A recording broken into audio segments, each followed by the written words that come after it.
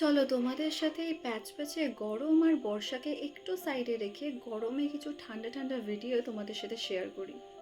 আমরা বেরিয়ে পড়েছিলাম একটা লং ট্যুরের জন্য। তবে আমরা যাচ্ছি পাহাড়ে, কিন্তু এইবারে যাওয়ার এক্সাইটমেন্ট আমার ডাবল। দেখো, পাহাড়ে যেতে কার না ভালো লাগে, আর যদি যায় তোমার সাথে যারা সারাক্ষণ তোমাকে কোম্পানি দেওয়ার লোকজন, তাহলে তো আর কোনো কথাই নেই। তো এবারে আমাদের সাথে যাচ্ছে নন্দিতা, রিয়া, তাই জন্য কিন্তু এক্সাইটমেন্ট আমার ডাবল। আমাদের জার্নিটা শুরু হয়েছিল জম্মু থেকে। তো আমরা জম্মু থেকে এখন যাচ্ছি কাশ্মীর। আর রাস্তাগুলো দেখো কি সুন্দর না, মানে যখনই ভিডিওগুলো এডিট করতে বসি না, মানে মনে হয় যেন আবার কবে যাব। আর ডাল লেকটা দেখো কি সুন্দর লাগছে।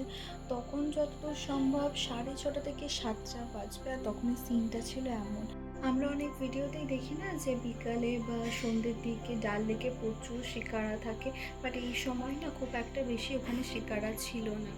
আর এই ভিউটা এনজয় করতে করতে আমরা পৌঁছে গেলাম আমাদের হোটেলে। আর এই রুমটার ব্যালকনি থেকে যে ভিউটা ছিল সেটা দাঁড়াও তোমাদের দেখাই। দেখো কি সুন্দর ভিউটা, মানে ব্যালকনিটার দরজাটা খুলতে এত সুন্দর ফ্রেশ একটা এয়ার, তার সাথে এই ভিউটা। তবে রুমে ঢুকে লেট না করে বেরিয়ে পড়ি ডাল লেকে শিকারা রাইডের জন্য, কারণ হাতে তো সময় নেই বেশি, পরের দিনকেই চেক আউট করতে হবে। এত সুন্দর ভিউ, শিকারাতে উঠে ভিডিও করবো না এ তো হয় না। কিন্তু খুব মিস করছিলাম যেগুলো শিকারাতে থেকে সব ফ্রুট স্যালাড বিক্রি করে, ওগুলো না একটাও এখানে ছিল না। আর আমরা যখন গেছি তখন 8টা তো বেজেই গেছে, তো তখন অত কিছু ছিল না। তো শিকারা রাইডটা আমরা কমপ্লিট করে আশেপাশের মার্কেটগুলো একটু ঘুরছিলাম।